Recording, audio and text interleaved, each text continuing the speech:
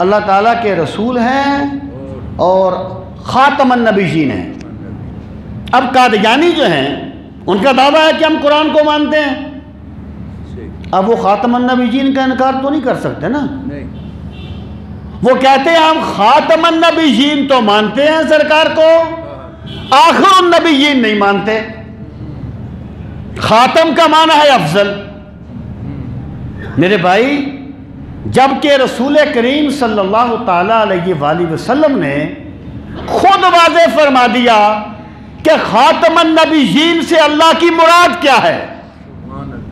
آپ نے خود فرمایا انا خاتم النبیین لا نبی بعدی، میں آخری نبی ہوں، میرے بعد کوئی نبی نہیں آئے گا۔ یہ ہوگی بات اصطلاحی معنی۔ جب کوئی لفظ، یہ بات میں اس لیے کر رہا ہوں کہ جو منکرین حدیث ہیں ان کی ٹریجڈی یہ ہے کہ وہ ہر لفظ